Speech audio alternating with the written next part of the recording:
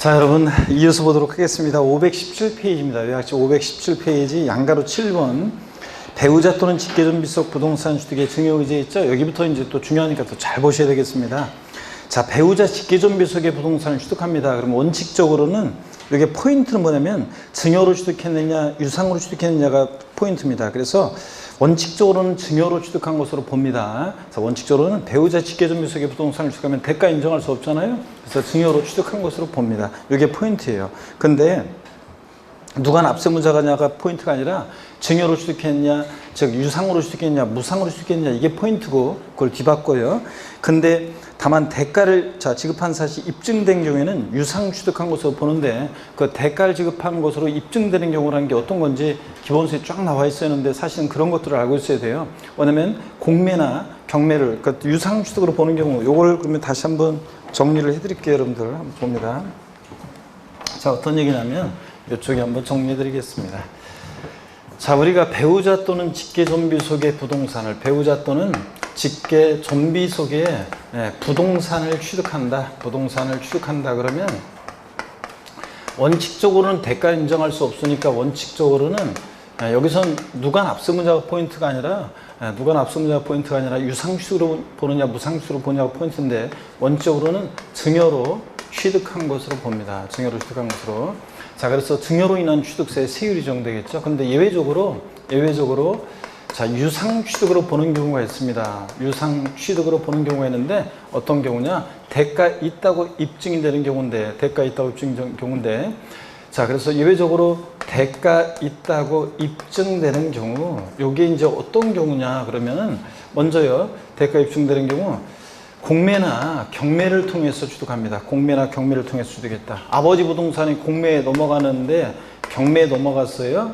자, 그래서 아들이 경매장에 달려가가지고 경락을 받습니다. 그러면 대가 입증이 되죠? 공매되든 경락되든 안 내면 어떻게 대가를 취득을 해요? 그러니까 대가 입증이 되니까 유상취득으로 봅니다. 그 다음에 파산 선고에 의한 처분으로 취득합니다. 파산 선고에 의한 처분으로 취득한다 그러면 역시 법원이 개입되어 있으니까 대가관계가 입증이 됩니다. 그 다음에 등기등록을 요하는 재산을 교환으로 취득합니다. 등기등록을 요하는 재산을 교환으로 취득해요. 그러면 역시 공시가 되니까 다 대가관계 입증이 되죠, 여러분들? 그렇잖아요. 그래서 시험에 나왔던 것이 직계비속이 직계존속의 부동산을 교환으로 취득한 경우에는 무상으로 취득한 것으로 본다. X예요. X입니다. 등기등록을 요한 재산을 교환으로 취득했으니까 뭐라고요? 유상으로 취득한 것으로 봅니다. 이렇게 시험은 무상 취득으로 보냐, 유상 취득으로 보냐 이게 포인트예요. 여기서는 지금 누가 납세무자가 아니라 자, 그 다음에 봅니다.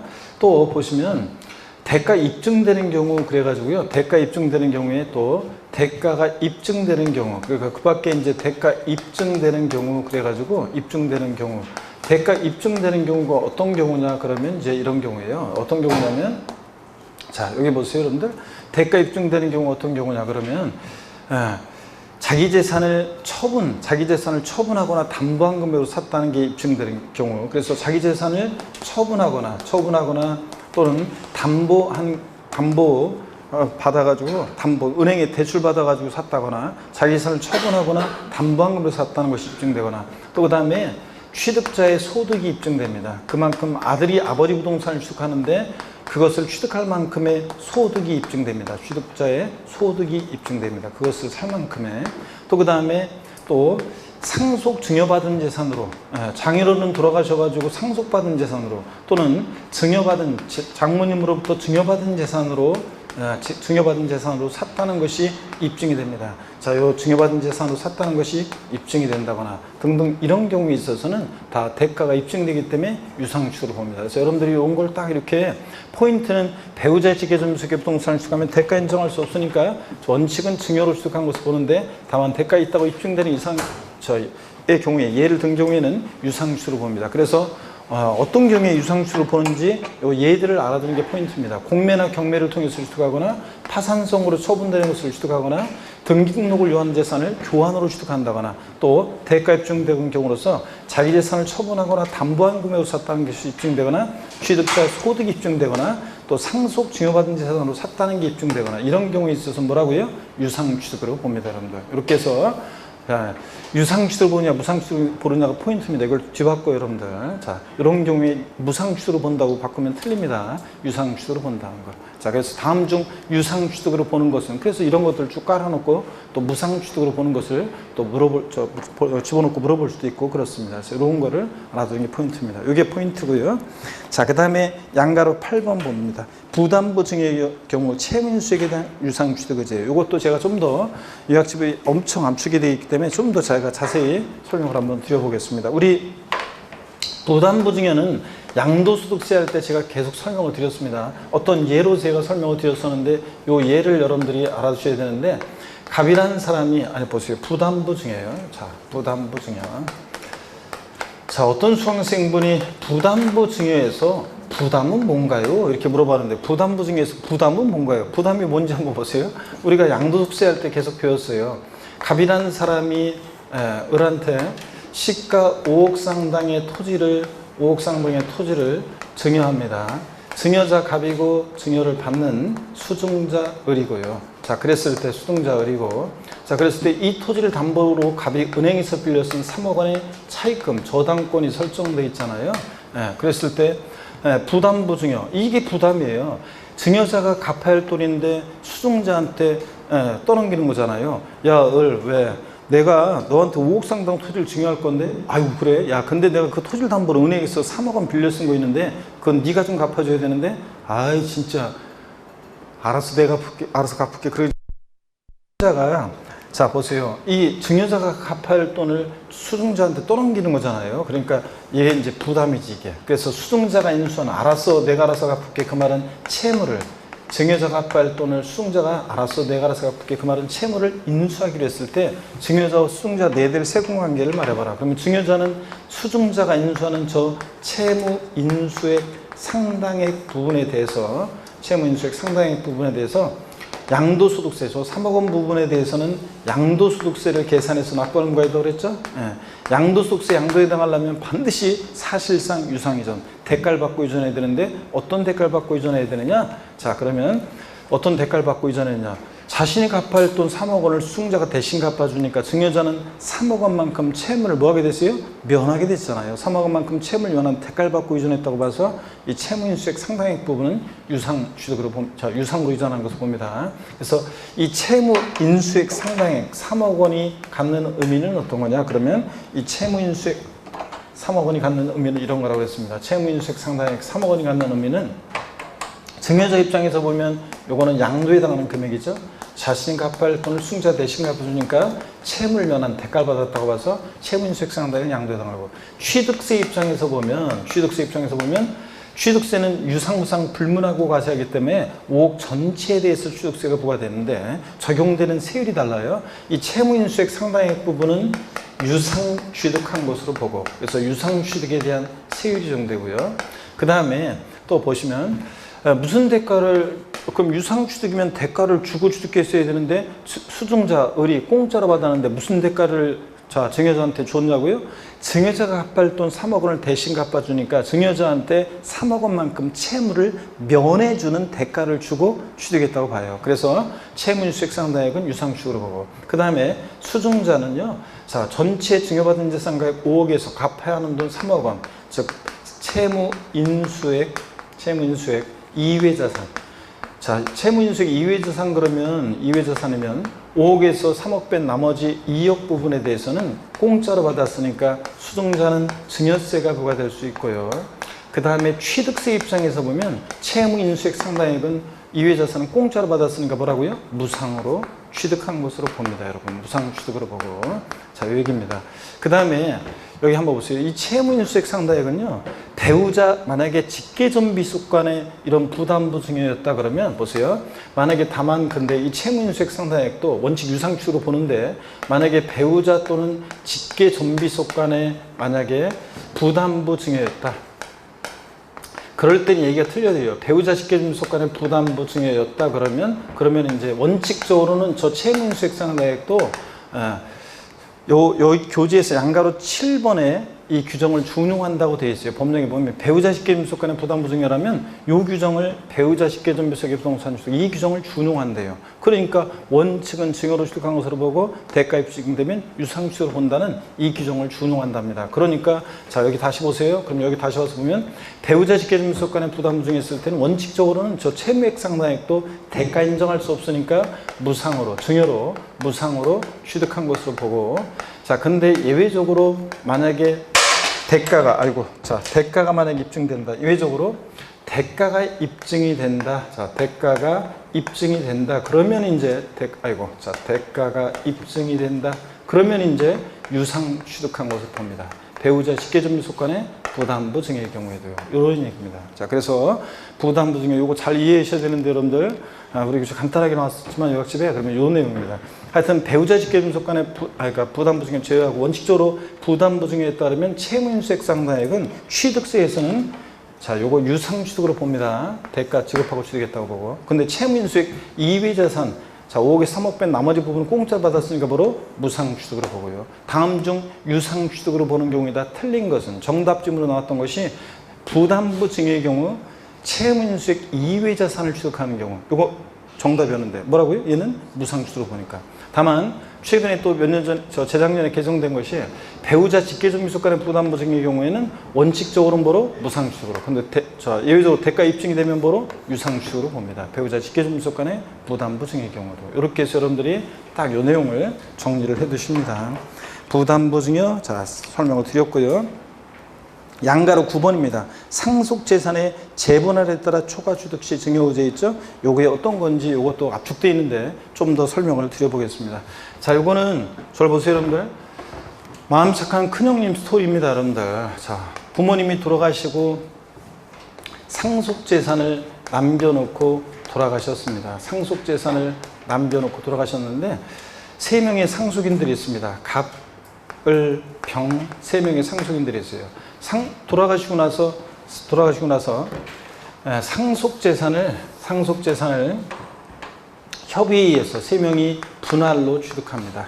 자, 그랬을 때는 분할로 취득합니다. 똑같이 공평하게 나눴습니다. 삼형제가. 그러면 상속재산 갑을병 3명의 상속인들이 각자가 상속으로 취득한 거죠. 그래서 상속으로 인한 취득에 대해서 취득세가 부과됩니다. 상속으로 취득한 거니까 상속으로 인한 취득세 세율이 적용됩니다. 각자가 납성자입니다. 상속으로 취득한 자산은 상속인 각자가.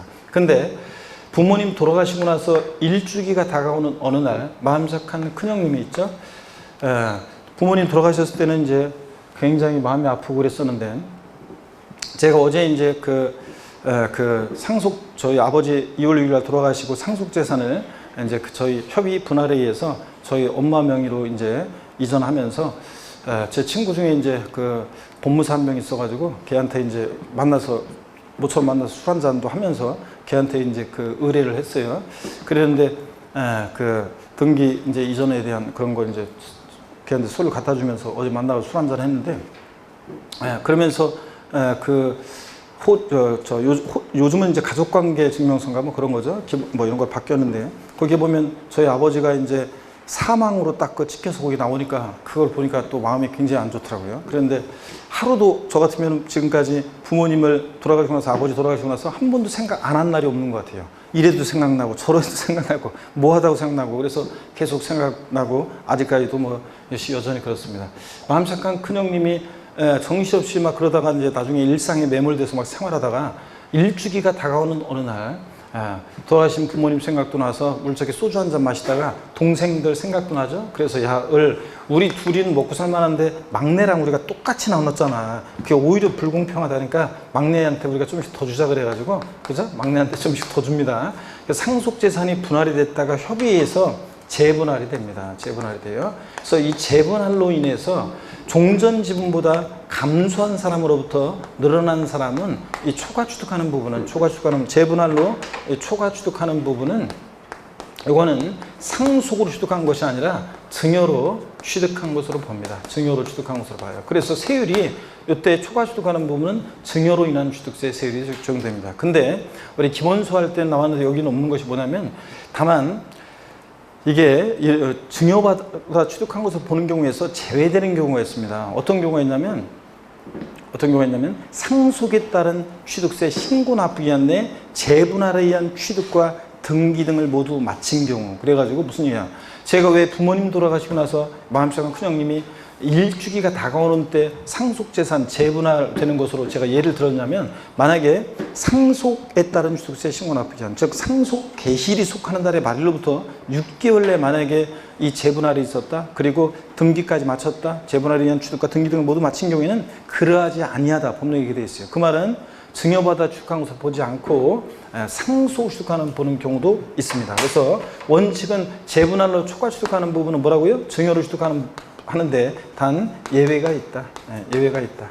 증여받아 취득한 것을 보지 않는 경우도 있다는 거. 상속에 따른 취득세 신고 납부 기한 내 재분할에 의한 취득과 등기 등을 모두 마친 경우에는 그러하지 아니하다. 그래서 증여받아 취득한 걸 보지 않고 그때는 상속 취득하는 보는 경우도 있다는 거. 요 얘기입니다, 여러분. 알겠습니까, 여러분? 우리가 지금 상속재산 재분할에 의한 추가 취득 시 증여의제는 이런 겁니다.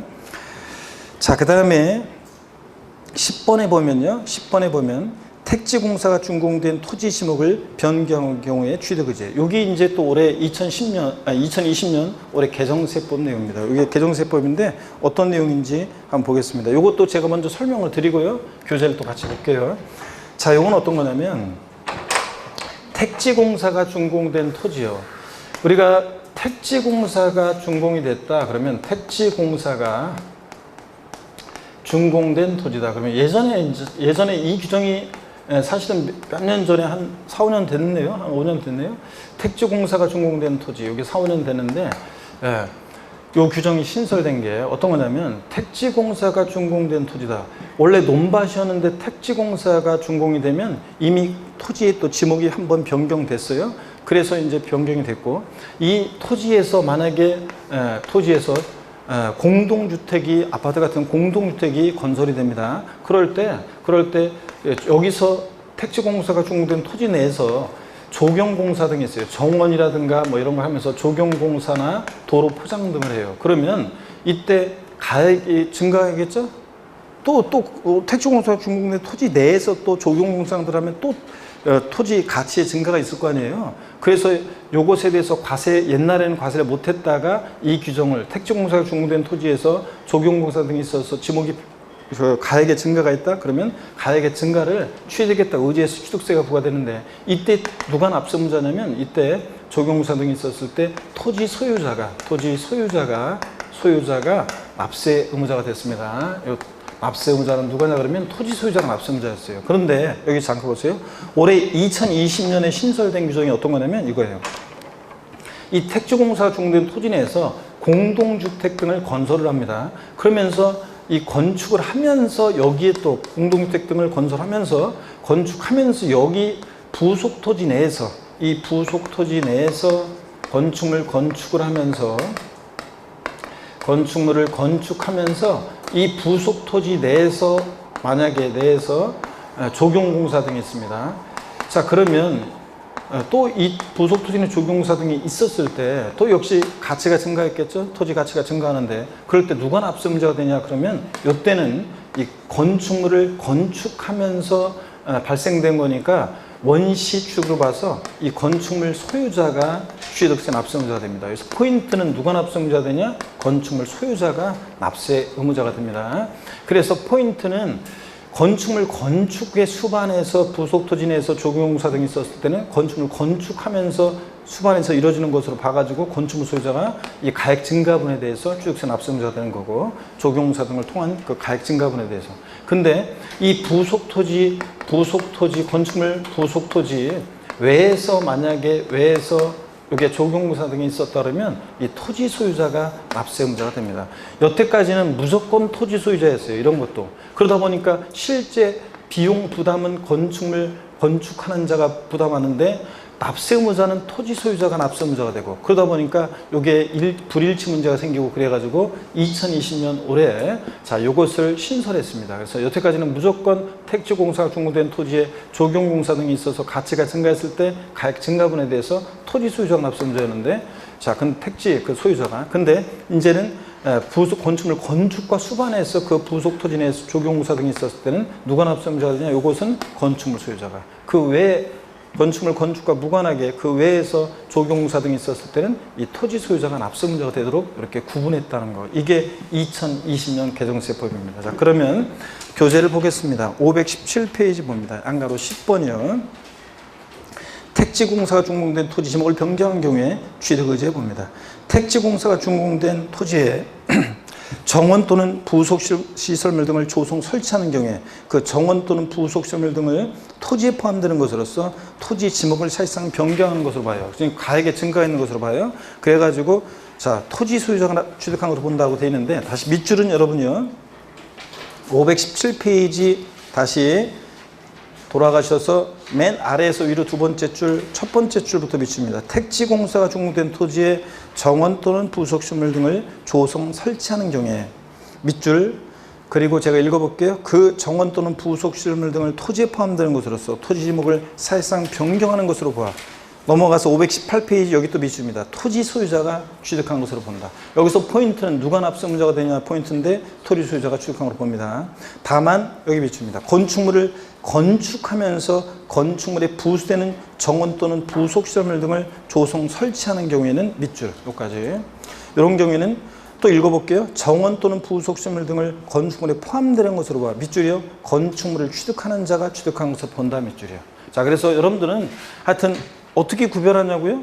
택지공사가 준공된 토지에서 건축물 건축하면서 조경사 등이 있어가지고 이렇게 그랬을 때는 누가 납세문제고? 건축물 소유자고. 그런 말 없이 건축물 건축과 관계없이 그냥 택지공사가 준공된 토지에서 조경공사나 정원 뭐 이렇게 해가지고 가액이 증가했을 때는 누가 납세문제고? 토지 소유자고. 알겠습니까, 여러분? 건축물 건축이란 말이 있으면서 그때 건축물 건축하면서 이런 것들이 조경공사 등이 있어가지고 가액의 증가가 있을 때는 건축물 소유자고, 그런 말 없이 그냥 택지공사가 준공된 토지에 만약에 이런 조경공사 등이 있어서 가액의 증가가 있을 때는 누구고? 토지 소유자고. 이렇게 구별합니다. 아시겠습니까, 여러분? 누가 납세문제가 포인트예요. 바꾸면 뭐 이런 경우에도 토지 소유, 건축물 건축하면서 이런 것들이 있었을 때도 토지 소유자가 납세문제로 바꾸겠죠? 이거 포인트라는 거. 자, 그 다음에 양가로 11번 봅니다. 그래서 올해 개정세법 내용까지 포함해서 잘 알아야 됩니다. 양가로 11번. 신탁재산의 위탁자 지위전인 경우에 취득의제. 자, 이게 어떤 거냐면 또 한번 봅니다. 요건 이런 거예요. 자, 우리가 어떤 얘기냐면, 요건 또 이런 얘기입니다. 절 보세요, 여러분들. 요건 어떤 얘기냐면, 우리가 신탁법에 의한 신탁산 취득을 아까 소개해 드렸어요. 여기 보세요. 신탁재산. 보시면 신탁법에 의한 신탁을 제가 소개해 드렸었는데 여기 봅니다. 신탁법에 의한 신탁을 할 때요, 아까 제가 갑이라는 사람 있고 믿고 맡기는 사람 위탁자, 그리고 믿고 맡는 사람 수탁자가 있습니다. 그럴 때 이 위탁자에서 수탁자로 이전할 때 이 신탁계약에 따른 이 수탁자의 취득은 취득세 과세되지 않는다고 그랬습니다. 그래서 여러분들 믿고 맡은 것 뿐이니까 사실상 취득한 게 아니잖아요. 신탁계약 좀 돌려줘야 되니까 형식적 취득으로 과세되지 않습니다. 신탁계약 종료로 인한 이 위탁자의 취득, 믿고 맡겼다 돌려받은 것 뿐이니까 취득세 과세되지 않습니다. 근데 이 위탁자의 지위에 이전이 있었을 때, 위탁자의 지위에 이전이 있었을 때 이 새로운 위탁자 있잖아요. 새로운 위탁자는 위탁자의 지위에 있을 때 취득세, 자, 납세무가 있다는 거예요, 없다는 거예요? 있다는 얘기입니다. 취득세가 과세된다는 얘기입니다. 그래서 위탁자의 지위전이 있을 때 새로운 위탁자, 이 위탁자의 지위를 이전받은 새로운 위탁자의 취득은 취득세가 과세됩니다, 여러분. 예? 그래서 누가 취득하느냐를 잘 봅니다. 물론 실질적인 변동이, 소유권 변동이 있었어야 돼요. 어떻든 간에 위탁자의 지위를 이전받은 새로운 위탁자는 취득세가 과세됩니다. 납세무 있다는 거, 이 얘기입니다. 자, 그래서 새로운 위탁자가 의무자가 된다는 거, 이렇게 해서 요거 알아두십니다. 그래서 이렇게 해서 납세무자 중요하고 잘 보셔야 되고, 그 다음에 기타 납세무자는 편하게 좀 보시면 됩니다. 시설 대여물건의 취득, 그래 동그라미 1번이요. 국내 시설 대여물건의 취득 그래가지고요. 어떤 거냐면, 이거는 차량이나 기계 장비 같은 것을 국내 대여시설 이용자에게 대여하기 위해서 대여하는 경우에 이걸 대여시설 이용자 명의로 등록이 되는 경우라도 이것을 시설대여업자가 납세의무자가 되는 경우가 있어요. 시설대여업자 한번 보시고, 외국인 소유의 시설대여 물건을 또 국내 대여시설 이용자에게 대여하기 위해서 수입하는 경우에는 수입하는 자가 납세의무자입니다. 그래서 이거 대여시설 이용자가 아닙니다. 그래서 포인트는 대여시설 이용자가 있더라도 자 시설대여업자가 납세의무자가 되고 또 수입하는 자가 되는 거, 이거 뭐 눈에 한번 익혀두고 갑니다. 지입 차량은 지입 차주라고 되어 있는데 어떤 거냐면, 이게 제가 버스 하나를 사요. 그래가지고 운수업체 명의로 등록을 시켜요. 운행을 해서 수익이 발생하면 저하고 운수업체하고 나눠가져요. 그랬을 때 이 저를 뭐라고 하냐면 지입 차주라고 하고, 제가 사고 간 버스를 지입 차량이라고 합니다. 그럼 지입 차량에 대한 취득세 납세의무자는 누가 되냐면 운수업체, 그 명의자가 아니라 실제 취득대금을 지급한 자. 법령에는 그렇게 되어 있어요. 실제 취득대금을 지급한 자가 납세의무자가 된다. 그래서 차주대장이나 뭐 이런 것들에 비춰봤을 때 그러니까 실제 취득대금을 지급한 자. 그래서 여기 지입차량 같으면 지입차주가 된다. 뭐 그런 얘기입니다. 이런 것들 한번 편하게 보시고요. 그 다음에 제4절 과세대상입니다. 취득세는 어떤 것을 취득했을 때 취득세가 부과되느냐. 우리 포항 영일만이 고향인 사람 스토리를 통해서 이걸 또 제가 설명을 드렸었습니다. 취득세 대상은. 자, 어떤 건지 한번 또 보도록 하겠습니다. 이거 어떤 거냐면, 여기 한번 보세요. 여기 좀 지울게요. 이거 뭐 사진으로 기본 소강의를 다 강의했던 거지만, 그래도 뭐 사진을 찍으실 분들은 여러분들이 다 됐습니까? 뭐 준비가 안 되는 거 보니까 다 됐다는 얘기로 지우도록 하겠습니다. 그러면 취득세 과세 대상은 어떤 것을 취득했을 때 부과되는지 한번 소개를 해드리겠습니다. 여러분, 우리 취득세 대상은 포항 영일만이 고향인 사람 스토리를 통해서 7080 세대 갑이라는 사람 스토리를 통해서 제가 취득세 대상을 기초과정부터 소개해드렸습니다. 기본과정부터. 갑이라는 7080 세대가 있습니다. 갑이랬는데 이 사람 고향은 포항 영일만 앞바다가 고향이었고, 자, 어린 시절에 마도로스가 되는 게 꿈이었는데 꿈으로 끝나고 직장 생활에서 서울에서 직장 생활하다가 어느 날 삶의 회의를 껴서 고향으로 낙향하는 과정을 우리가 3인칭 전지적 관점에 쭉 따가봤잖아요. 그랬더니 서울에서 뭐 팔고 갔어요? 토지 건축물 팔고, 뭘 타고? 항공기 타고. 다 까먹었어요, 여러분들? 항공기 타고. 자, 포항공항을 가든 김해공항을 가든 공항 갔다가 여기서 차량을 타고 포항 영일만 앞바다에 도착했습니다. 고향 바다를 보면서 오길 잘했다 그러면서 맨날 바다 보고 소일했잖아요. 그래서 제가 그리운 바다 성산포라는 이생진 시인의 시집도 소개해드리고 그랬는데, 그랬죠? 자, 이 사람도 맨날 바다 보면서 그렇게 소일하고. 그래서 여러분들이 바다 갈 일이 있으면 사회적 거리두기는 지키면서 바다 갈 일이 있으면 바다를 보고, 그 다음에 바다를 한번 보고, 아이고 안 지키는 이 방역 수칙이 어긋나는 두 명. 자, 방역 수칙 안 지키는 두 명 하여튼. 자, 그래서 저 포함해서 근데 이게 자 봅니다. 그래서 바다 가서 바다를 한번 보고 시 한 편 보고 바다를 보고 시 한 편 보고, 그 다음에 술 한 잔 먹으면 바다가 내 안에 바다가 내가 바다 안에 뭐 이렇게 된다고 어쩌고 그랬잖아요. 이 사람들 맨날 바다 보고 소이러다 보니까 야 인간아 일지 마라 그래가지고 부인이, 그래서 어부가 되기 결심했죠. 그래서 선박 취득해서 어권 취득했어요. 고기를 잡았는데 아무나 하는 일이 아니죠. 어부는 너무 힘들어서 위험해서 안 되겠다 그래서 좀 다른 일 없을까 그래서 양식업권을 취득해서 양식업도 했었죠. 도저히 힘들어서 안 되겠다 그래서 내 제2 인생을 불태울 수 있는 뭔가 없을까 그래서 강원도 정선으로 여행 갔었잖아요.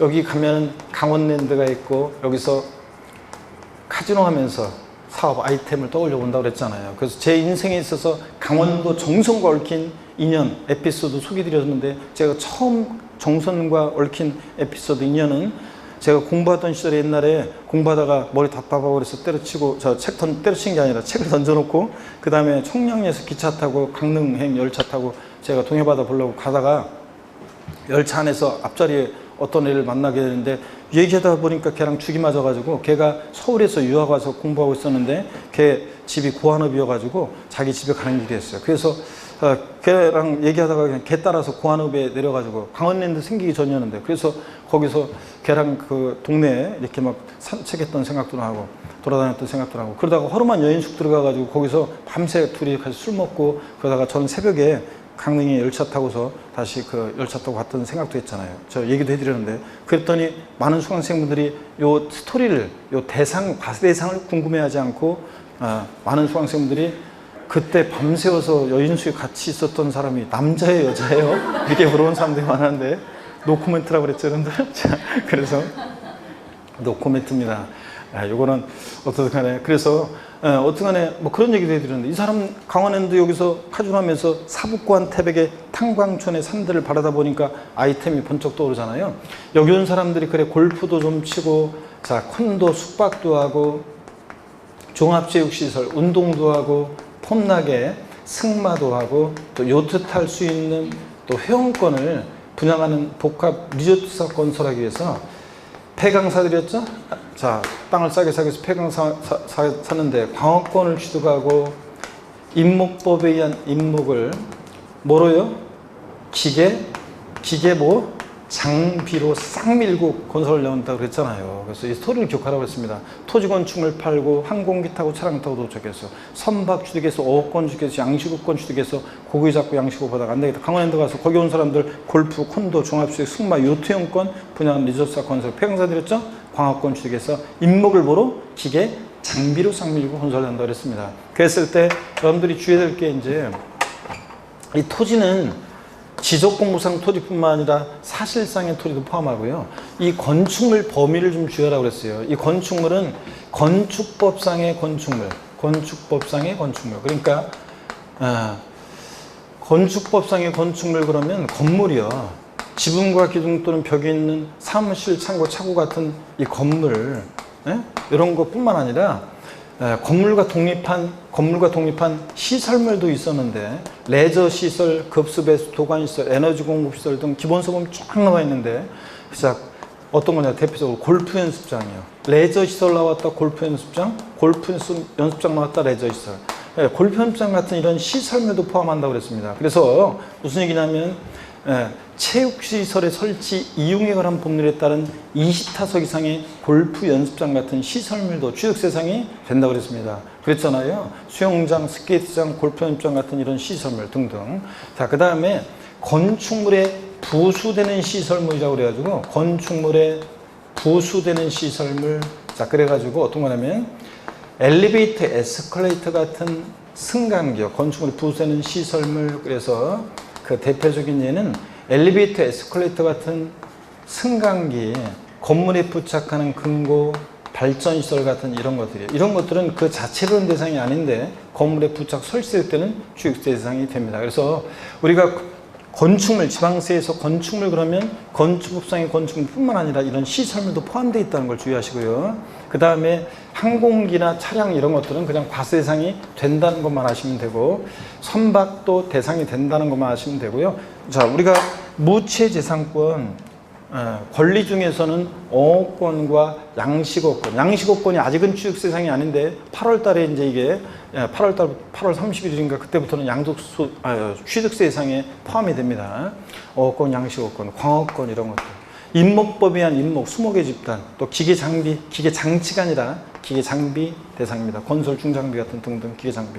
회원권은 5가지, 골프, 콘도, 종합수익, 승마, 요트회원권 5가지가 취득 대상입니다. 이렇게 해서 스토리를 통해서 이런 걸 쭉 과세상을 기억하시라고 그랬습니다.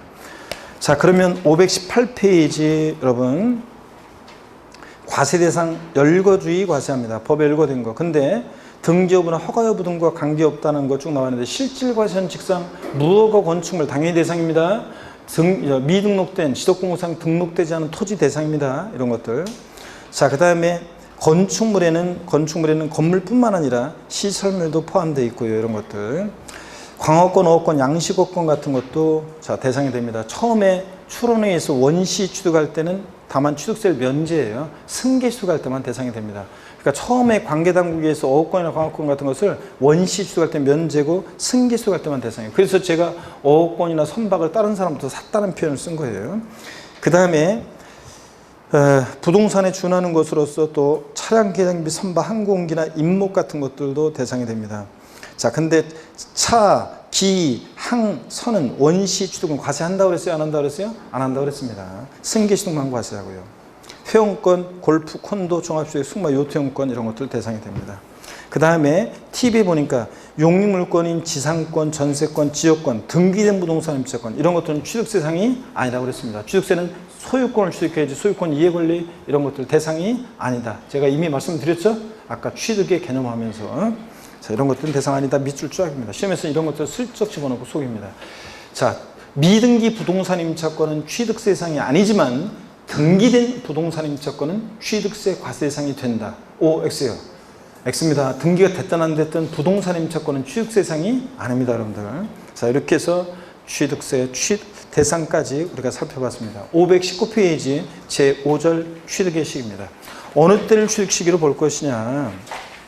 이거는 아까 얘기했듯이 최근에 퐁당퐁당 했어요. 28회 시험 때 나오고 29회 때 안 나오고 30회 나오고 그러니까 31회 시험은 독립화 문제 출제 가능성은 낮다. 그렇지만 우리가 취득 시기를 기본적으로 꼭 알아두셔야 합니다. 그래도 종합 문제에서 나올 수도 있고요. 자, 그래서 어느 때를 취득 시기 볼 것이냐. 취득 시기가 의미가 있는 것은 취득세 납세 의무 성립 시기가 돼요.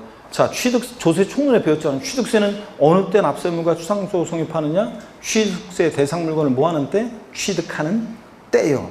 그럼 취득하는 때가 언제인지를 알아야지 납세 의무 성립 시기를 판정하죠. 또 취득세는 취득일로부터 60일 내 신고 납부합니다. 그럼 어느 때부터 60일 내 신고 납부할 것이냐? 신고 납부 기간의 기산점이 되고 그래서 취득 시기가 의미가 있는데 취득 원인에 따라 취득 시기는 다양합니다. 근데 다양한데요. 교재 원시 취득부터 먼저 나왔네요. 그래서 원시 취득부터 한번 보겠습니다. 고개를 듭니다, 여러분들. 또 목원도 한번 합니다. 자, 보겠습니다. 그 어떤 다른 곳에서 어떤 수강생분이 요새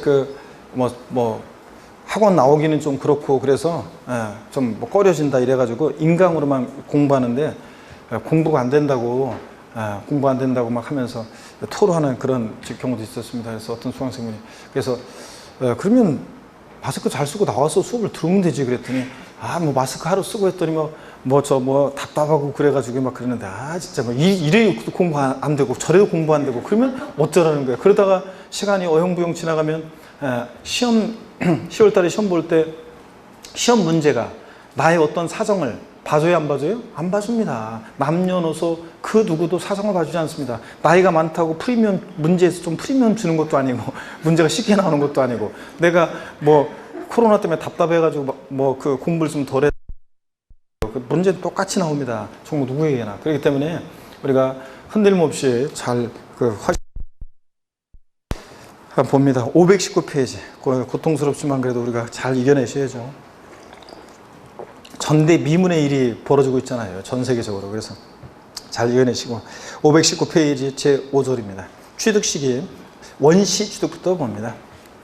양가로 1번에 보면요. 건축물을 건축했을 때는 어느 때를 취득 시기로 하느냐? 밑줄입니다. 원칙 사용 승인서 내주는 날과 그 전에 사실상 사용을 하면 그날이기 때문에 비교해서 빠른 날입니다. 밑줄 짝이요. 우리가 양도소득세에서는 허가받은 건축물 건축했다가 갖고 있다 팔 때 양도일은 이번에 파는 날인데 허가받은 건축물 취득했을 때 양도소득세에서는 보유기한 판정 시에 어느 때를 양도매 취득 시기, 즉 취득 시기로 했냐 그러면 허가받은 건축물 언제였어요?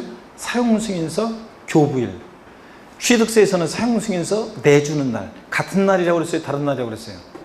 같은 날입니다. 교부하는 거나 내주는 거나 똑같은 말이지 뭐. 그래서 사용승인서 양도소득세에서는 교부일, 취득세에서는 사용승인서 내주는 날과 사실상 사용일을 비교해서 빠른 날입니다. 밑줄이요. 예외적으로 보니까요. 사용승인서 내주기 전에 사실상 사용을 하거나 임시 사용승인을 받은 경우에는 그 사실상 사용일 또는 임시 사용승인이 되고 이 사용승인서나 임시 사용승인서를 받을 수 없는 건축물은 그 사실상 사용이 가능한 날이고요. 이런 것들 눈에 익혀 두시고 TV에 보니까요. 재개발 재건축으로 취득한 주택의 경우요. 이게 재개발 재건축으로 취득한 주택의 취득은 주택의 동그라미요. 자, 일반적인 건축은 사용승인서 내주는 날과 사실상 사용일 좀 빠른 날인데 이거는 재개발 재건축으로 건축한 주택의 경우 취득시입니다. 주택의 동그라미고 환지처분 또는 소유권 이전으로 인한 경우요. 환지처분 공고일의 다음 날 또는 소유권 이전시 다음 날 좀 빠른 날 돼 있잖아요. X입니다. 요거 개정이 됐습니다. 그래서 환지처분 공고일의 다음 날 소유권 이전 고시의 다음 날 이걸 지웁니다, 여러분들. 이걸 지우고 언제냐면 자, 어떻게 그 사용승, 그러니까 환지성 공고의 다음 날, 소유권 이전 고시 다음 날 요거를 지웁니다. 요게 원래는 이렇게 이때였는데 요게 작년에 개정이 됐어요. 요 개정을 해가지고 개정을 해서 언제로 바꿨냐 그러면 개정이 됐습니다. 자, 준공 인가증 내주는 날 또는 준공 인가증 내주는 날 또는 준공 인가증 내주는 날. 갑자기 생각 안 나버리네. 일단은 준공 인가증 내주는 날 등 이렇게 준공 인가증이라든가 준공 증명서 내주는 날이라든가 뭐 이런 식으로 바뀌었어요. 그래서 요건 확실합니다. 준공 인가증 내주는 날이요. 준공 인가증 내주는 날 등으로 이런 거로 바뀌었어요. 그래서 여러분들이 이게 이제 소유권 이전 고시의 다음 날 환지 방식이 할 때는 환지공고일이 다음 날이었다가 이게 준공 인가증 내주는 날 이런 식으로 바뀌었습니다, 여러분들. 자, 이렇게 해서 바뀌었다는 거. 자, 그래서 요거를 그렇게 수정하시고, 그거하고 이제 물론 이제 요거 준공 인가증 내주는 날 등과 사실상 사용일 요건 그대로 놔주면 되죠. 사실상 사용일 빠른 날입니다. 빠른 날. 그래서 여러분들이 그렇게 여기를 그래서 그 사실상 사용일 중 빠른 날은 그냥 두시고, 그 소유권 이전 고시의 다음 날, 환지공고일의 다음 날 요거는 좀 여러분들이 자, 그 준공일로 이제 바뀌었다는 건데 요게 자, 어떤 거냐면 이런 거예요. 여러분들 한번 보실래요? 어떤 얘기냐면 여기를 봅니다. 예전에는 언제였냐면 재개발 재건축으로 건축한 주택의 경우 취득 시기가요. 원래 일반적인 건축물은 사용 승인서 내주는 날 준공일을 기준으로 했어요. 그래서 준공 인가증 내주는 날 뭐 이런 날로. 근데 준공일로 해서는 일반적인 건축물 준공일인데, 근데 요 재개발 재건축으로 건축한 주택의 경우 취득 시기는 소유권 이전 방식을 할 때는 소유권 이전 고시일이라든가 또 환지 방식이 할 때는 환지처분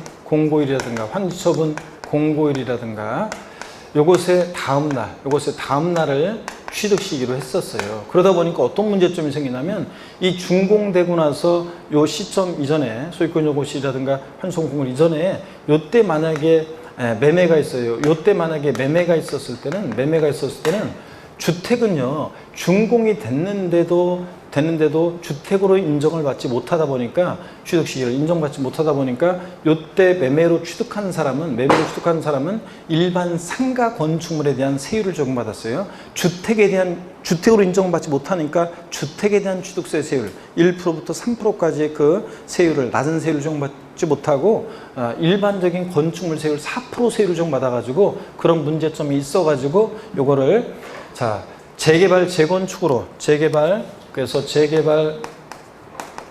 재건축으로 취득한 주택의 경우에 취득 시기는 이렇게 자, 이때가 아니라 준공 시점으로 이렇게 앞당겼습니다. 그래서 준공일로 앞당겼습니다. 그래서 이런 거예요. 그래서 준공일로 앞당겼다. 그래서 소유권 이전 고시는 환지공고일이 아니라는 거, 요걸 좀 주의합니다, 여러분들. 자, 그래서 이렇게 해놓고 계속 이어서 봅니다. 자, 그래서 일반적인 건축물처럼 이렇게 앞당겼다는 거.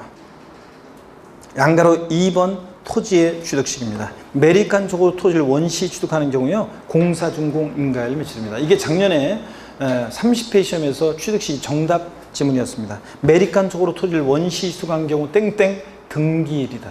등기일 아닙니다. 등기일이 아니라 언제라고요? 공사준공 인가일입니다. 공사준공 인가일이지 등기일이 아니라는 거 주의합니다. 그 다음에 계속 이어서 볼게요. 동그라미 2번에 보면 공사준공일 전에 사용승낙이나 허가받았다 그러면 사실상 사용일. 그래서 공사준공인가일 전에 사용승낙을 받으면 사용승낙일, 허가받으면 허가일. 뭐 빠른 날인데. 그래서 한번 읽어보시고요. 자, 그래서 원칙을 바꿨습니다.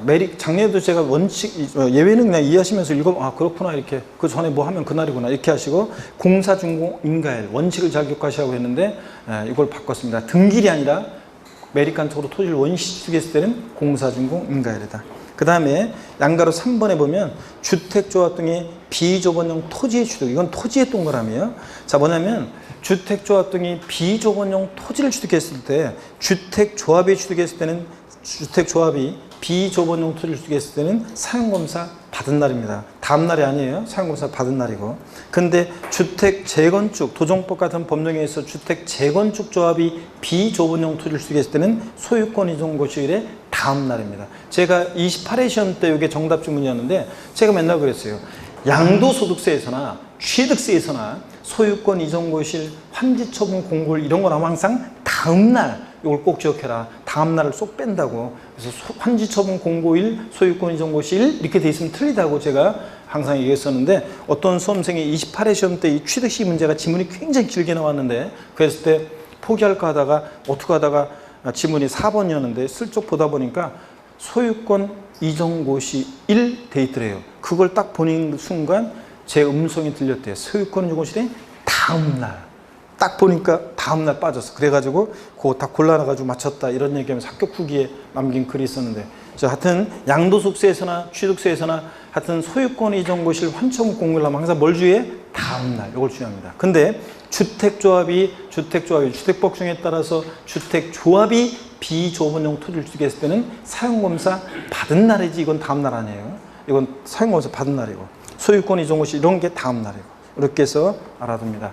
자, 그 다음에 유상승계 취득의 취득식입니다. 자, 이렇게 해서 이제 우리가 유상승계 취득의 취득식이 또 무상승계 취득식이 계속 나오고 있습니다. 자, 먼저 유상승계 취득의 취득식인데요. 취득식인데, 자, 계속 한번 보도록 하는데 쭉, 보기보다는 우리가 오늘 길게 갈 거니까 그럼 또 한번 잠깐 쉬었다가 유상승계 취득의 취득식이 여기부터 또 설명을 드리겠습니다. 잠깐 또 쉬겠습니다.